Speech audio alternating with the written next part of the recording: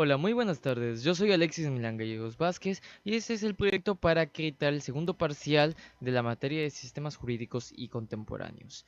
El país el cual me tocó se titula Turquía, es el país de Turquía, aquel que separa Europa de Medio Oriente.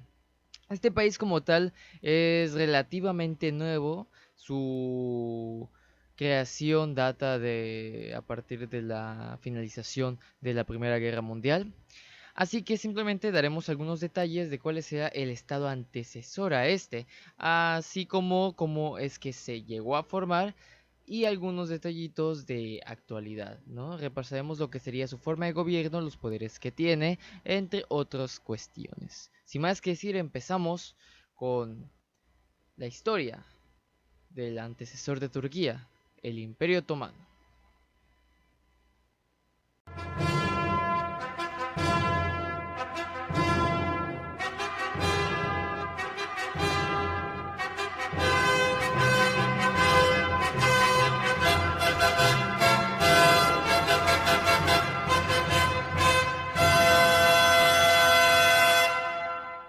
Para comprender el origen de los otomanos nos tenemos que remontar hacia el siglo XIII en el Turquestán, región de Asia Central entre el mar Caspio y el desierto de Gobi, de la cual surgirían los pueblos turcos, que estarían emparentados incluso con los mongoles. Uno de estos pueblos, los turcos, ya habían entablado relaciones comerciales con pueblos musulmanes que se habían expandido desde la península arábiga y eventualmente adoptarían la religión de la rama suní. Varios turcos se enrolarían en las filas de algunos ejércitos musulmanes, como el califato abasí, uno de los primeros califatos fundados por Abu I Abad, que estaba emparentado con Mahoma.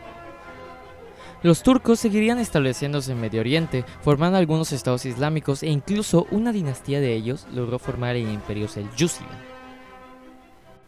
La extensión territorial de este imperio incluiría Anatolia, la actual Turquía. Los turcos osmanilíes, que son el pueblo principal que nos vamos a referir en este video, irían escalando posiciones en el ejército selyúcida gracias a las victorias durante los enfrentamientos principalmente contra el decadente imperio bizantino. Por otro lado, ante las constantes invasiones mongolas, el imperio se fragmentaría en sultanatos, aún dependientes de la dinastía. Los osmanilíes, por su parte, formarían un sultanato, el sultanato de Rum, en el centro de Anatolia, luego de la batalla de Manzikert, en donde expulsaban a los bizantinos, aunque oficialmente el estado independiente osmanilí no se formaría hasta 1290, tras la llegada al poder de Osman I, quien aprovecharía la debilidad de los bizantinos y selyúcidas para fortalecer su propio estado, el cual se denominaría como otomano.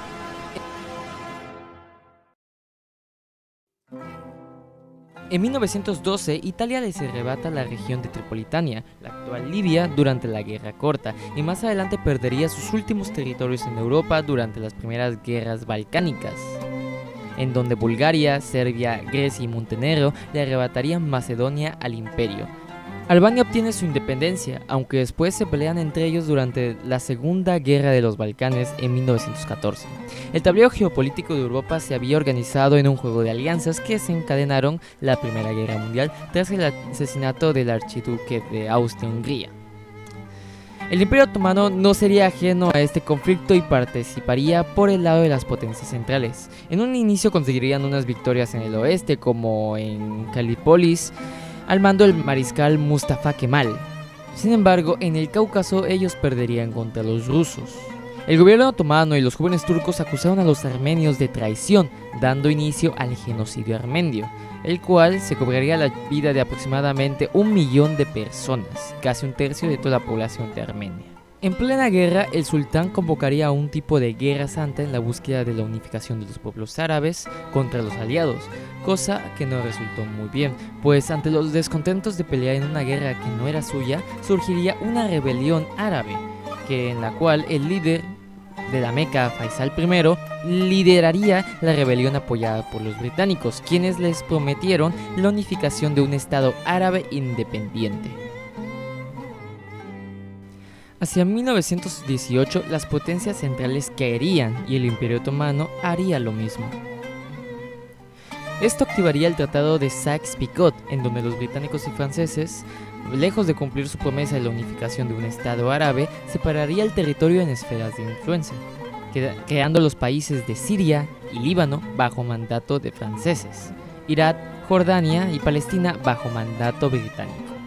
La región de Anatolia con el Tratado de Sévres, el territorio otomano quedaría reducido a la parte occidental de Anatolia, tratado que fue rechazado por el Movimiento Nacional Turco, una asociación nacionalista liderada por Mustafa Kemal, el mismo general que sirvió al imperio durante la Primera Guerra Mundial, y es así como da inicio a la Guerra de Independencia Turca, en la cual, luego después de 4 años de lucha, se logra restablecer la República de Turquía, sustituyendo el Tratado de Sévres por el de Lausana, en donde se acordarían las fronteras de Turquía, con actual capital en Ankara, y se exiliaría al último sultán del Imperio Otomano, llegando este a su fin. Y así es como sale el Imperio Otomano de la escena del mundo. Es un final que yo creo que muchas personas y dirigentes no se esperaban, por así decirlo. Se esperaban tal vez una disolución de Alemania que estaba recién unificada, pero pues el Imperio Otomano junto con el Imperio Austrohúngaro fueron los que se separaron, ¿no? Y así es como se da la creación de la República de Turquía al liderazgo del general que hace unos años se enfrentó contra los mismos turcos, es decir, el general Mustafa Kemal. Durante la Segunda Guerra Mundial, como después de la muerte del general Mustafa Kemal, que era el líder de Turquía, el objetivo de todos los gobiernos posteriores era industrializar la nación y a su vez mejorar lo que sería su infraestructura, ya que no estaba tan avanzada como los países europeos. Entonces, como un mineral muy preciado que ellos tenían para exportación era cromo, después de firmar algunos tratados con lo que serían los aliados y también con la Alemania de Hitler, empezó a comerse lo que sería cromo tanto con los aliados, tanto como las potencias del eje, que después, cuando la victoria de los aliados sobre Alemania era inminente, dejó de proveerle lo que sería el cromo a los alemanes, declarándoles la guerra, aunque guerra entre comillas, porque nunca se envió lo que sería ninguna división turca hacia el frente de Alemania, simplemente fue un mero acto político para estar a la par o en pos de amistad con las potencias aliadas, que ya era inevitable su victoria.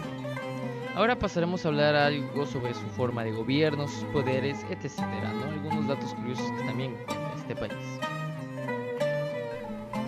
Empecemos por su sistema político, la organización política y administrativa de Turquía.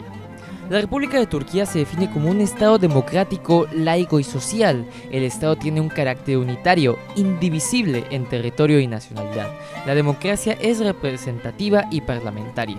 El presidente es jefe de Estado, mientras que el primer ministro es jefe de gobierno. La República de Turquía está conformada por 81 provincias. Su extensión territorial es de 774.800 kilómetros cuadrados. En 2012 contaba con 75 millones de habitantes. El poder ejecutivo.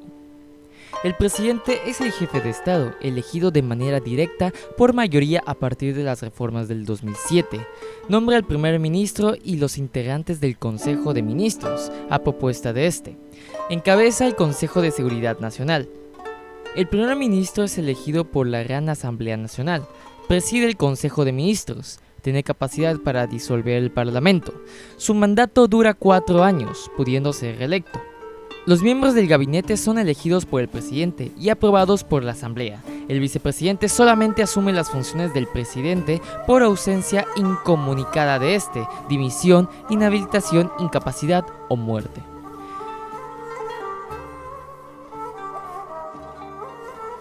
Poder legislativo.